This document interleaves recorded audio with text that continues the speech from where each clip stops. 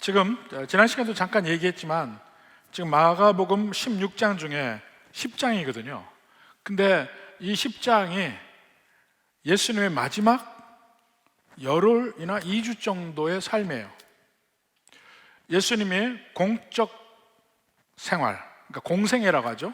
처음엔 저는 예수님 믿을 때 공생애에서 도대체 뭔지는 잘 몰랐습니다만 예수님의 퍼블릭 미니스트리, 공생애가 3년 반 정도 되었을 거다 생각하는데, 그 3년 반 중에 가장 마지막에 한 1, 2주 정도, 2주 정도 이야기가 10장에서부터 시작이 된 거예요. 그 전까지의 그 3년 이상의 삶이 그 앞에 9장까지 있어요. 그러니까 마지막 예수님의 십자가 못 박혀 돌아가시는 그때에 얼마만큼 집중되어 있나 하는 것을 알 수가 있습니다. 다른 복음서도 다 마찬가지입니다. 오늘 보면, 그래서 저는 복음서를 읽을 때 이거는 역사적 기록이기 때문에 시간과 장소를 잘 보라고 얘기합니다. 많은 경우에 예수님의 말씀만을 집중해서 보는데 사실은 시간과 장소도 상당히 의미가 있어요. 그런 면을 보라고 합니다. 장소적인 면에서, 자, 예수님이 이 갈릴리 사역이 주로 이루어지는데 초기 유대 사역, 후기 유대 사역이 있지만은 갈릴리 사역 중에 터닝 포인트가 뭐라고 그랬습니까? 빌립보 가이사랴에서 예수님이 누구신가 하는 금연, 거기까지가 전기고, 그 이후에는 예수님의 고난을 이야기하면서 구체적으로 앞일을 가르치는 후기 사역이에요. 제자들에게 집중했고, 근데 그 후기 사역도 끝나고 이제 예루살렘으로 가십니다. 언제부터 가시냐면 10장 1절에 나옵니다. 예수께서 거기서 떠나, 거기는 갈릴리예요. 거기서 떠나 유대지경과 요단강 건너편으로 가시니. 왜 요단강 건너편으로 가실까요? 유대지경으로 가시기 위해서는 그 당시 유대인들의 길이 갈릴리에서 바로 내려가면 되잖아요. 근데 바로 내려가는 길에 사마리아라는 지방이 있습니다. 그리고 유대 땅이 있어요. 그러니까 예수님뿐만 아니라 모든 유대인들은 갈릴리에서 유대 땅을 갈 때 그 요단강을 건너가서 데가볼리, 베레아 지나서 여리고로 해서 예루살렘으로 갑니다. 이렇게 디귿자로 가요. 건너서 갑니다. 그러니까 예수님이 이미 예루살렘을 향해서 가고 있을 때예요. 그러니까 유대 지방으로 간다고 그랬죠. 그런데 요단강을 건너가요. 요단강 건너가면 요단강 동편이잖아요. 지금의 요르단 땅이에요. 거기에 데가볼리 베레아 지방이 있는데 거기를 지나서 여리고로 해서 예루살렘으로 가십니다. 그러니까 그것을 10장 1절에 이미 얘기를 하고 있고, 그 다음에 가고 있습니다. 그 다음에 32절에도 보니까 예루살렘으로 올라가는 길에, 지난주에 봤던 게 일어난 사건을 이야기합니다. 그들은 오늘 46절에 보니까 그들이 여리고에 이르렀더니, 여리고, 사실은 그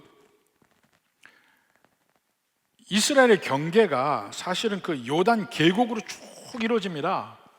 이 헐몬산에서부터, 북쪽 헐몬산에서부터 이 요단 골짜기가 쭉 내려가서, 그 골짜기가 어디까지 가냐면요, 갈릴리 바다를 지나서 사해 바다를 지나서 아카바만까지 갑니다. 홍해까지. 거기까지 전부 골짜기예요. 골짜기인데 그 중에 헐몬산에서 요단강이 흐르다가 갈릴리 바다가 있고, 갈릴리 바다에서 다시 요단 골짜기를 통해서 요단강이 흐르다가 사해 바다까지 가요. 원래는 옛날에는 거기서부터 계속해서 강이 흘러서 아카바만까지 흘렀던 거예요. 그런데 기후가 변화되었고 거기가 사막 기후로 바뀌면서 비가 오지 않고 햇볕이 많이 쬐니까 물이 증발하고 해서 그 아카바까지 가던 강이 말라버린 거예요. 그 사해 바다에서 끝나, 더 이상 가진 못해요. 이미 수면이 내려가가지고. 그래서 요단 골짜기가 있어요. 그 중에 일부가 요단강이 흐르는 겁니다. 요단강 어떤 때 마를 때 가면은 정말 냇가예요, 냇가. 그렇게 넓지도 않아요. 우리처럼 영산강 이렇게 큰 강이 전혀 아닙니다. 10분의 1도 안 되는 강이잖아요. 근데 그렇게 해서 요단 골짜기가 이어지는데 그 골짜기의 마지막 사해바다 근처에 갈 때 여리고가 있습니다. 그 요단 골짜기가 딱 골짜기이기 때문에 여름 되면요 뜨거운 땡볕이 비치고 막 분지처럼 돼서 온도가 엄청 올라갑니다. 제가 처음에 그 이스라엘 갔을 때 여름에 버스를 타고 그 위에서부터 쭉 아래로 베시안에서 그 아래쪽으로 버스를 타고 여리고까지 갔는데 바깥 온도가 45도 정도 돼요. 너무너무 더운데 나중에 버스의 에어컨이 그냥 퍼지더라고요. 작동을 안 해. 에어컨 없이 40도 넘는 곳을 버스를 타고 여리고까지 갔던 잊지 못할 기억이 있습니다. 근데 여리고는 옛날부터 발달한 도시예요. 성읍입니다. 그래서 그 여리고가 지금 보면은 이 고고학적 발굴을 보면 옛날에 여리고가 두 군데가 있어요. 옛날 구약시대 여리고가 있고 신약시대 여리고가 있고, 그리고 그 근처를 다 망라해서 지금의 여리고가 있는데, 여리고가 요단강에 바로 붙어 있지 않아요. 요단강에서 한 서쪽으로 한 8km 정도 떨어져 있습니다. 약간 이렇게 언덕으로 올라와서 있어요. 그렇지만 그 전체는 요단 골짜기 속입니다. 언덕 위에 올라 있고 요단강에서 한 8km 정도 있고, 거기서부터 급격하게 산으로 되어서 예루살렘으로 올라가요. 한 800m, 해발 800m 정도 올라가야 됩니다. 그래서 올라갑니다. 그래서 그 예루살렘으로 가는 길이 있어요. 그러니까 여리고가 대단히 중요한 곳이죠. 예수님 당시에는 그 길로 다녔습니다. 근데 그 길이 꼬불꼬불해요. 산으로 산 복으로 해서 이렇게 쭉 갑니다. 전에 우리가 이스라엘 성지순례 갔을 때 제가 그 길을 가자고 그랬어요. 그런데 가이드도 모르고 몰라가지고 한참 헤매다가 제가 운전기사하고 얘기를 해서 쭉 설명을 하니까 옛날 로만 로드라고 그래요. 옛날 로마 길. 지금은 여리고에서부터 예루살렘까지 아주 고속화 도로가 나 있습니다. 그래서 뭐 4차선으로 엄청나게 빨리 달리는데, 옛 길은 따르게 있어요. 따르게 그 골짜기를 통해서 가는 길. 그게 뭐 그 사람들 얘기할 때 그 엔션 로만 로드라고 그래요. 그래서 거기까지 우리 갔었습니다. 근데 진짜 꼬불꼬불해요. 근데 여리고에서 예루살렘까지 그 해발 800m 올라가는 길이 한 28km 정도 됩니다. 28km. 요단강까지 8km. 사해바다는 바로 옆에 아니고 한 12, 13km 더 남쪽으로 가야 사해바다가 나와요. 그 여리고가 딱 아주 요충지에 여리고가 있습니다. 그러니까 반드시 그때는 갈릴리에서 유대로 가는 사람은 반드시 여리고를 지나야 돼. 그 요단강 건너는 주요 요충지에 이 갈릴리에서부터 보면 베시안이라는 데가 있고 이렇지만 가장 중요한 게 여리고입니다. 여리고에서 지나가야 돼요. 그 여리고에서 있었던 한 사람이 바디메오라는 사람이 있습니다. 46절부터 봅시다. 그들이 여리고에 이르렀더니 예수께서 제자들과 허다한 무리와 함께 여리고에서 나가셔서 이제 예루살렘을 가실 때 디메데오의 아들은 맹인 거지 바디메오가 길거리에 앉았다가, 자, 디메오의 아들. 근데 여기서 성경을 조금이라도 아는 사람이면 이게 참 웃기는 말이에요. 디메오의 아들 바디메오라는 말 자체가 디메오의 아들이란 뜻이에요. 근데 왜 디메오의 아들 바디메오냐면, 디메오의 아들이라 할 때는 헬라어로 휴이오스라는 말을 썼습니다. 이 아버지와의 관계에서 자식이라는 면을 휴이오스라는 말을 써요. 그래서 디메오 아들 헬라어로 썼습니다. 근데 바디메오라고 그랬어요. 바디메오에서 바는 아람어로 아들이라는 뜻이에요. 바디메오는 디메오의 아들이란 말이에요. 그러니까 하나는 헬라어, 하나는 아람어예요. 왜 이런 일이 벌어지냐면, 팔레스타인이 그 오랫동안 아랍의 아람, 그러니까 아시리아, 바벨론의 지배를 받아서 그들이 쓰는 언어가 아람어. 지금의 다마스커스 중심으로 해서 쓰는 거기 아람이라는 나라도 있었잖아요. 아람어예요. 그래서 한 수백 년 동안 그들의 언어가 아람어였습니다. 그러니까 이스라엘 백성들이 히브리어를 잊어버리고 아람어만 쓰는 거예요, 자녀들이. 그래서 그들에게 성경을 가르치기 위해서 할 수 없이 어떻게 했냐면 히브리어는 구약 성경을 아람어로 번역했습니다. 그것이 탈굼이라는 성경이에요. 알렉산더가 그 페르시아를 이기고 나서 거기가 헬라 문화권으로 바뀌었잖아요. BC 한 330년 정도에 헬라 문화로 바뀌었습니다. 그때부터 헬라어를 쓰기 시작합니다.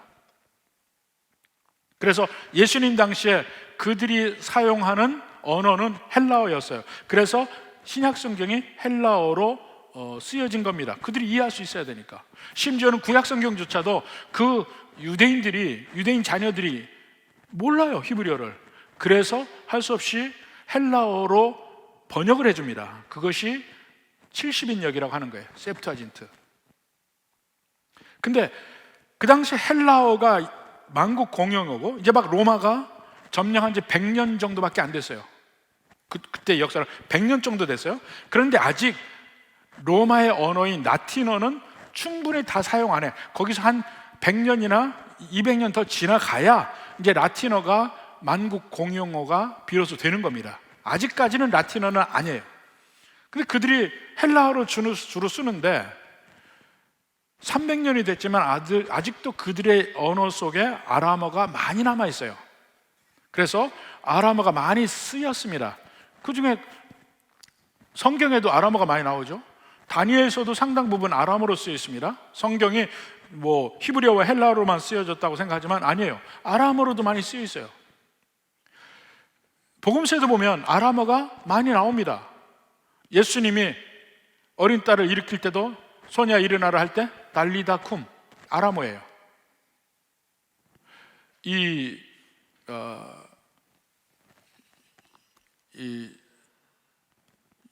가룟 유다가 죽은데도 피밭이라고 하잖아요. 피밭.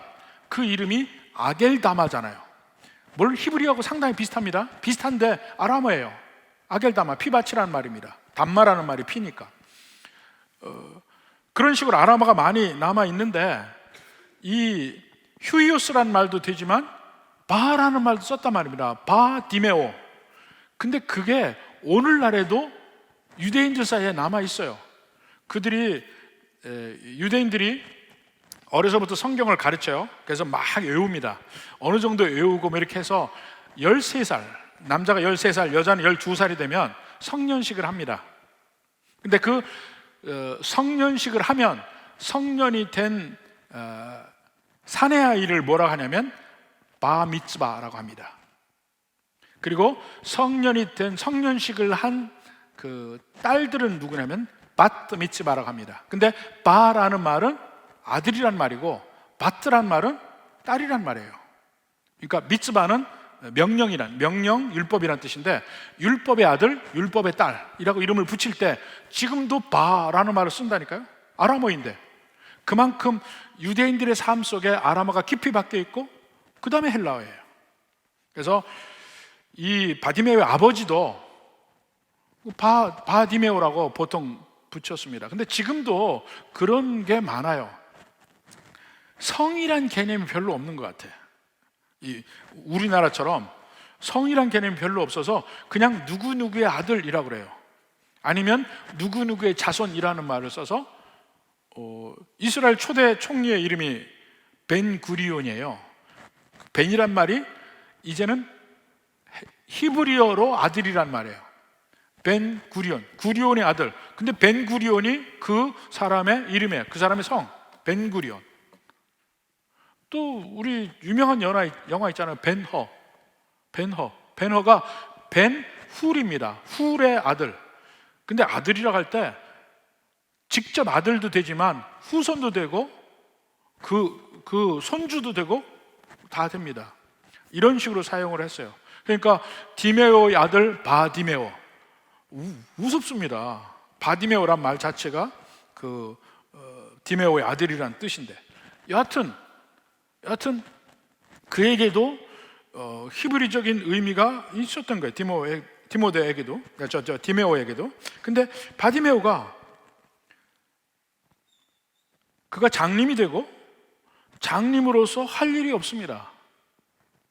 우리나라만 해도 옛날에 그 장님들에게 일을 할 수가 없으니까 그 안마사를 독점하게 했었어요. 그래서 장님들만 안마를 해서 그 생계를 유지하게 했던 적이 있는데, 장님이 할 일이 별로 없습니다. 그래서 이 바디메오도 출신은 어떤지 모르지만 결국은 거지가 됐어요.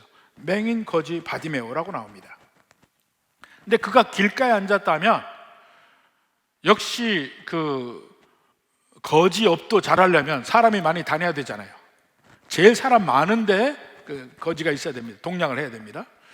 그러니까 여리고가 정말 사람이 많이 다니는데요. 그리고 그때만 해도 예수님이 올라가는 때가 마지막 유월절을 지키러 올라가는 때 아니에요. 그러니까 사람들이 엄청 많은 때예요. 바로 그때 그 여리고의 길목에 맹인이었던 거지 바디메오가 앉아 있습니다. 그러면서 47절에 보니까 나사렛 예수시란 말을 듣고 소리질러 이르되 다윗의 자손 예수여 나를 불쌍히 여기소서, 이렇게 합니다. 나사렛 예수란 말을 듣고, 근데 그 전에 그는 이 예수에 대해서 많이 들었어요. 많이 들었어. 왜냐하면 그 길에서 지나가는 사람이 얼마나 많을 거 아닙니까? 얼마나 많아요. 근데 그래서 예수님이 이 안진뱅이를 고쳤다, 또 어떤 사람을 고쳤다, 귀신을 쫓아냈다, 죽은 사람도 살렸다, 이런 얘기까지를 다 듣고 있습니다. 다 듣고 있는데 그 듣고 있는 상태에서 수없이 많은 사람이 시작합니다. 그날도 바디메오는 아침부터 자기의 누더기 옷을 입고 사람들 앞에 앉아서, 또 거기까지 갈 때까지도 사람들이 많을 때 그 맹인이 갈 때 얼마나 어렵겠습니까? 여하튼 자기 자리 가서 앉았어요. 모든 소리, 지나가는 소리 들립니다. 나귀도 지나가고 사람도 지나가고 심지어는 낙타도 지나가고, 그러면서 얘기를 듣다 보니까 나사렛 예수 오늘 여기 지나간다는 거예요. 지나가고 있다는 거예요. 이제까지 그는 나사렛 예수에 대해서 소문을 익히 들었죠. 거기에 희망을 겁니다. 그래서 바로 그 앞에 지나가실 때에 그가 소리 질러서 얘기한다고 되어 있습니다. 47절에 보니까 나사렛 예수시라는 말을 듣고 소리질러 이르되 다윗의 자손 예수여 나를 불쌍히 여기소서. 이게 이 말에 좀 재미가 있는데, 다윗의 자손이라는 말이 똑같이 다윗의 아들, 다윗의 휴이오스란 말을 썼어요. 바디메오는 디메오의 휴이오스야. 디메오의 아들인 바디메오가 다윗의 아들인 예수께 소리질러서 이야기를 합니다. 일종의 말에 재미가 거기 있습니다. 나를 불쌍히 여기소서. 근데 자기가 불쌍한 걸 아는 거죠. 자기가 불쌍한 존재를 알아요. 그러니까 나를 불쌍히 여기소서 하는 거예요. 간절히 얘기합니다. 옆에 사람들이 그에게 제지합니다. 시끄럽게 하지 마라. 그는 아무것도 아닌 존재죠. 그 사람들에게 전혀 인정받지 못하는 존재. 그러니까 소리 질러도 시끄럽게 하지 말라고 얘기하죠. 바디메오도 그걸 알아요. 그렇지만 더욱 소리를 지릅니다. 왜일까요? 자기에게 예수님 만나는 일이 얼마나 중요하고 필요한지를 알기 때문에 그래요. 자기 스스로는 자기 인생을 변화시킬 기회가 없고 변화시킬 능력도 없어요. 평생 거기서 거지 노릇 하다가 세상을 떠날 일밖에 없어요. 평생 거기서 사람들에게 멸시받고 치임당하고 이렇게 살다가 끝날 수밖에 없는 인생이에요. 여기서 바디메오는 자기에게 예수님이 얼마나 필요한지를 알고 있다는 거, 이거 굉장히 중요합니다. 예수님이 필요하다는 거. 이 전도를 하다 보면요, 정말 전도하기 힘든 사람이 누구냐면 예수님이 필요 없는 사람들. 뭔가 인생에 부족한 게 없어서 예수님이 필요치 않은 사람들, 이 사람들 전도하기 너무 힘들어요. 귀를 기울일 필요가 없어요. 나는 내 인생에 만족하는데 왜 자꾸 나 잘 가는 인생에, 잘 나가는 인생에 왜 찝쩍거리냐, 그거죠. 전에 정말 한국 교회에서 가장 존경받는 분 중에 하나인 한경직 목사님이 정말 끝까지 전도하다가 결국 전도를 못한 사람이 하나 있는데 친구입니다. 친구. 한신 장군이에요. 한신 장군을 전도를 못했어요.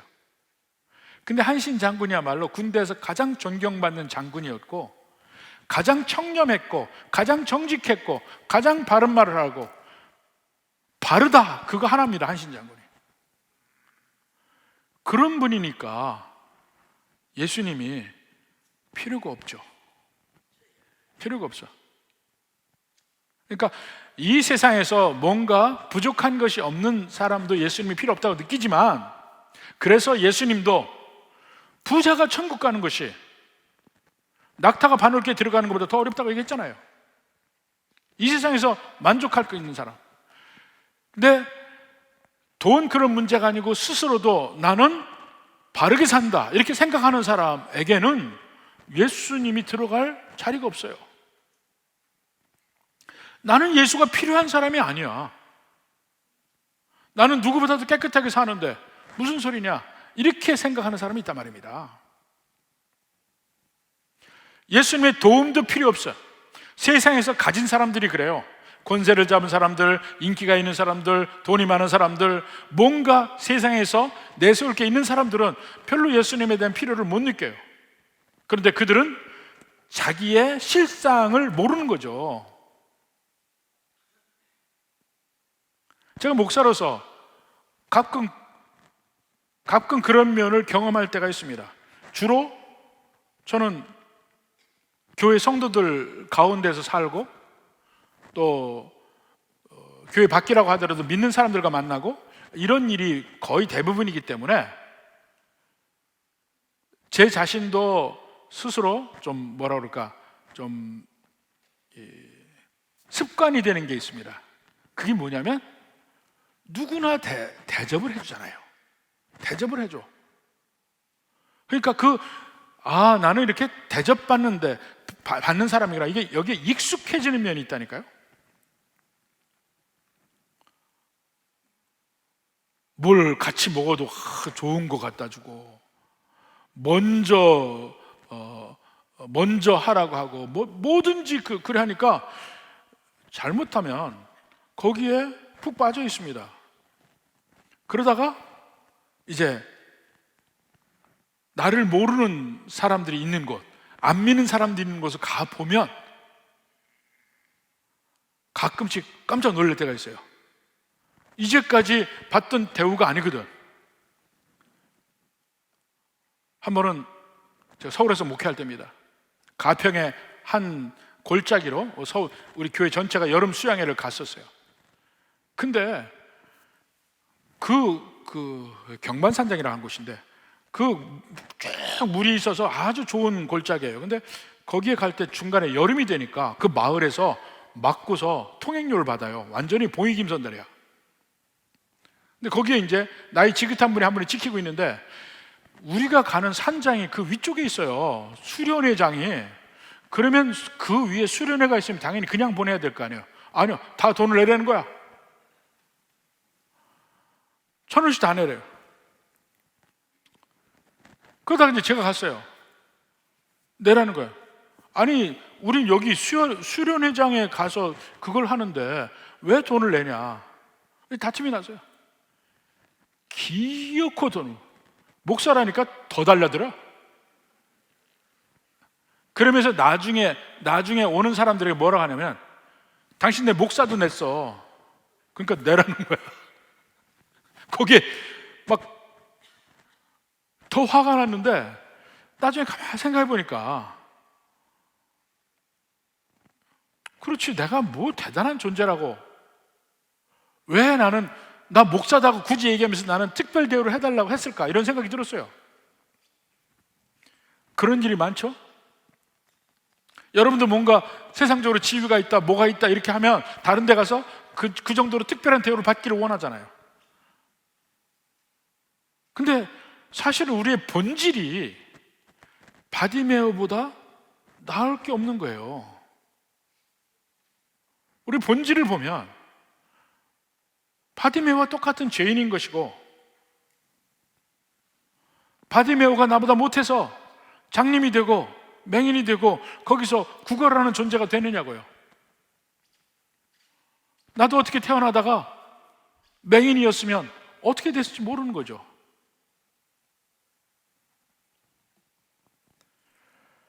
그런데 적어도 세상에서 불이익을 받는 위치에 있는 사람은 자기가 보잘것없는 존재라는 것만은 알아요. 그게 오히려 그들에겐 축복인 거야. 바디메오에게도 그때는 그가 장님인 것이 오히려 축복인 거야. 자기의 존재, 자기의 실체를 이미 알아요. 나로서는 아무것도 할 수 없다. 그것이 바로 전에 예수님 뭘 합니까? 천국은 어린아이 같은 자라야 들어갈 수 있다 얘기했잖아요. 이 세상에서 낮은 자리에 있고 나는 아무것도 아닌 존재라고 느끼는 사람은 이미 낮은 자리에 가 있기 때문에 쉬운 거예요. 바디메오가 그거 쉬운 거예요. 자기의 존재를 알았어요. 근데 그것이 그에겐 축복이에요. 근데 세상에서 뭔가 있다고 느끼는 사람들이 그걸 가지고 당당해진다면 그건 어쩌면 그 사람에게 그것이 저주일 가능성이 많아요. 세상의 강함은 예수님 앞에 오면 항상 그것이 약점이 됩니다. 참 희한해요. 세상에서 여러분 강하다고 나는 이것만은 세상에서 누구보다도 가지고 있다고 생각하는 거 있잖아요. 예수님 앞에 오면 약점이 된다니까.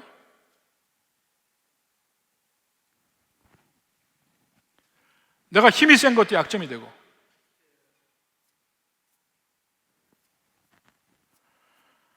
지금 특수 목회를 해서 유명한 분이 안홍기 목사라고 있습니다. 그 안홍기 목사가 바디빌딩 전국 챔피언이기도 하고 힘이 대단합니다. 키는 작은데 대단해. 그래서 그 힘에 대한 그게 자부심이 강하고 뭐 어디서든지 꿀리지 않습니다. 그래서 그 사람에게 힘으로 막 도전하는 사람도 있고 했는데 다 이겼어요. 근데 그분이 은혜 받고 신학을 했어요. 그리고 제 제자입니다. 누가 괜히 찝쩍거려가지고 시비가 걸린 거야. 그때 제가 학생처장이었어요. 불러다 놓고 얘기를 했어요.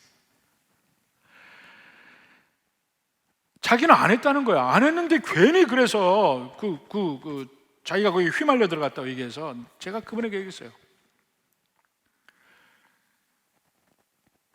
지금 안 전사님은 힘이 강한 것 때문에 앞으로도 목회에서 계속 그게 약점이 될 겁니다. 조금만 뭐 해도 네가 힘세냐 그러고 덤벼들 성도들 분명히 있을 거고 그게 약점이 될 겁니다. 이 세상에 강함이 언제나 예수 믿다 보면 약점입니다. 머리가 좋은 사람 예수 믿다 보면 그 약점이라는 걸 깨달을 거야. 뭐 인물이 좋고 잘생긴 사람 예수 믿다 보면 그것도 약점이라는 걸 깨닫게 돼요. 세상의 강함 전부 약점이야. 사실은 오히려 세상에 없는 것이 강점이 될 수 있어요. 예수님 믿을 때 나 아무것도 아니라고 느낄 때에. 지금도 안호기 목사가 그걸 얘기합니다. 가끔 전화하면 제가 교수님 그때 얘기한 거 안 있습니다. 바디메오는 아무것도 없으니까 진짜로 자기는 아무것도 없어요. 오직 예수님의 도움만이 필요할 뿐이야. 그러니까 불쌍히 여겨달라고 하는 거예요. 그리고 그가 또 하나는 예수님이 누군지를 정확하게 알았다는 거예요. 지금 다윗의 자손 예수여, 다윗의 아들 예수여 할 때는 다윗의 아들이란 말은 다른 말로 메시아를 그때 그렇게 불렀습니다. 앞으로 오실 메시아 다윗의 아들을 그들이 기다리고 있었어요. 그런데 예수님이 그 다윗의 아들이라고 고백하고 있는 거예요. 메시아. 메시아는 뭡니까? 우리의 모든 문제를 해결해 주는 분이에요. 집합적으로 이스라엘 나라의 문제를 해결해 주고 개인적으로 나의 모든 삶의 문제를 해결해 주는 분이 메시아예요. 예수님이 그걸 봤다는 거죠.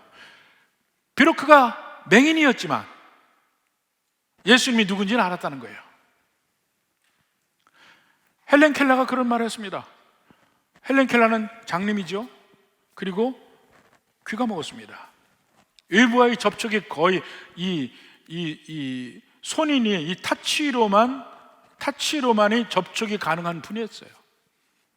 그는 발성기관은 온전했는데 귀가 안 들리면 말을 못합니다. 그래서 이 눈도 안 보이고 귀도 안 들리고 말도 못했어요. 나중에 말은 설리번 선생님과 이 발성기관을 돌리는 연습을 해서 말은 어눌하게나마 했습니다. 근데 그가 어느 날 질문을 받습니다. 보지 못해서 불편하지 않으십니까? 그러니까 헬렌 켈러가 한 말이, 장님이면서 마음으로 볼 수 있는 것이 두 눈을 뜨고 못 보는 것보다 훨씬 낫다고 그랬어요. 오히려 맹인일 때는 세상의 변화를 다 볼 수가 없습니다. 그러니까 나 혼자 생각할 수 있는 시간이 많고 주변의 소리에 대해서만 예민한 거예요. 그러니까 들리는 소리를 다 씹어서 다 알죠. 그러니까 누가 목소리만 딱 만나서 목소리만 들어도 아, 저 사람이 오늘 기분이 나쁘다, 좋다, 지금 화가 났다, 다 아는 거야. 그리고 생각할 시간이 많은 것이 대단히 중요합니다. 사실은 모든 인생에서 우리는 생각할 시간을 따로 꼭 있어야 합니다. 그게 없으면 우리에게 진정한 발전이 없어요. 바디메오도 맹인이기 때문에 저절로 수많은 사람들의 말을 듣고 예수님의 말을 듣고 그분에 대해서 생각을 많이 했을 겁니다. 그리고 그분을 그리워했죠. 지나가니까 딱 붙드는 겁니다. 예수님을 알았고 자기 자신을 알았고 그래서 예수님께 나와서 끈질기게 매달립니다. 응답이 있을 때까지 주변에서 아무리 조용히 하라고 해도 행동으로 옮겨서 예수님을 붙들려고 합니다. 그러니까 예수님이 뭐라 합니까? 49절에 예수께서 머물러 서서 그를 부르라 하시니 그들이 그 맹인을 부르며 이르되 안심하고 일어나라, 그가 너를 부르신다. 맹인이 겉옷을 내버리고 튀어 일어나 예수께 나왔다. 여기서 예수님을 보면 지금 예수님은 마지막 예루살렘으로 올라가시는 길입니다. 10장 1절부터 봤죠? 드디어 갈릴리에서 떠났어요. 요단강에서 건너가서 대가벌류로 해서 베레아로 해서 이제 여리고로 지나서 이제 막 예루살렘으로 올라가는 길이에요. 가장 중요한 일을 하러 가시는 길이에요. 근데 중간에서 아무도 신경 쓰지 않는 사람이 자꾸 시끄럽게 해서 멈추는 거예요.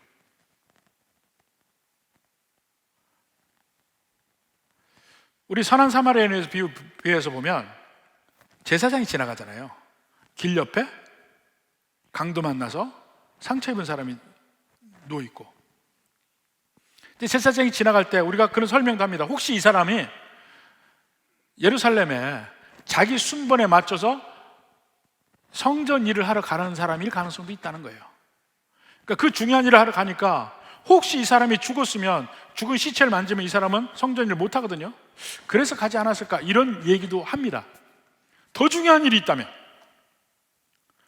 근데 예수님이 지금 예루살렘에 가셔서 십자가에 못 박혀 죽으시는 것보다 이 세상에 더 중요한 일이 어디 있습니까? 가장 위대한 일, 가장 중요한 일 하러 가시는데 중간에 모든 사람 중에 가장 안 중요한 사람이 소리 지르고 있는 거예요. 사소한 사람이.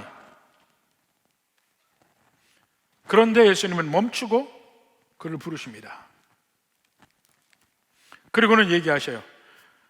내가 무엇을 하여 주기를 원하느냐? 51절에 맹인이 이르되 선생님이여 보기를 원하나이다. 예수께서 이르시되 가라, 내 믿음이 너를 구원하니라. 예수님이 바디메오가 보기를 원한다고 할 때 내 믿음이 너를 구원하였다고 그랬어요. 그 믿음이 뭡니까? 지금 얘기한 데 다 있어요. 자기에 대해서 확실히 아는 거예요. 나는 아무것도 쓸모가 없는 사람, 내 능력으로는 스스로 내 인생을 바꿀 수도 없고 내 힘으로는 내가 내 인생을 더 좋게 해줄 수도 없고 아무런 능력이 내게 없다는 것을 인정하고 이제 전제고 예수님에 대한 믿음입니다. 예수님이 두 가지를 믿는 거예요. 전능하심을 믿는 거예요. 예수님은 내 눈을 뜨게 할 능력이 있다, 그걸 믿는 겁니다. 그 능력을 믿고 또 하나는 내가 구하면 내 말을 들으실 수 있는 분이다, 그걸 믿는 거예요. 바디메오 스스로 나는 지극히 사소한 사람이라는 거를 알아요. 그렇지만 이 지극히 사소한 사람일지라도 부르짖으면 예수님이 들으실 거라는 것, 그게 믿음이라는 거야. 그래서 끝까지 매달리는 거야. 이 길밖에 없으니까. 그때 예수님이 내 믿음이 너를 구원하였다. 근데 구원이 제일 먼저 눈을 뜨는 것부터 나오죠. 그 뒤로는 예수님을 따르죠.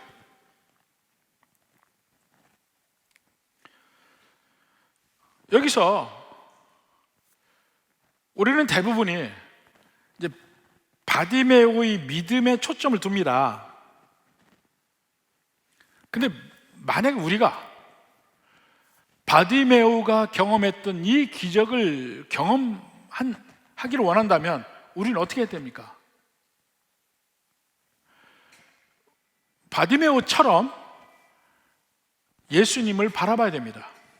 그러니까 여기서는 우리가 계속 바디메오만 바라보면 기적이 없어요.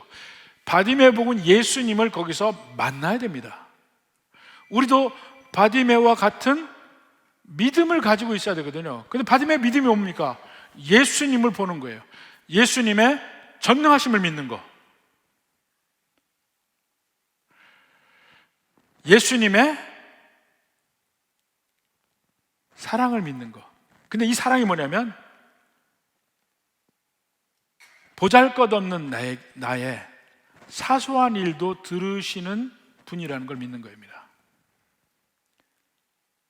그게 바디메오가 한 일이에요. 우리도 그 예수님을 봐야 되는 겁니다. 전능하신 분, 우리가 전능하신 분이라고 믿습니까? 우리 기도할 때 선택적으로 하지 않나요? 이거는 너무 어려운 거라, 될 법한 것만 기도하는 거 아닙니까?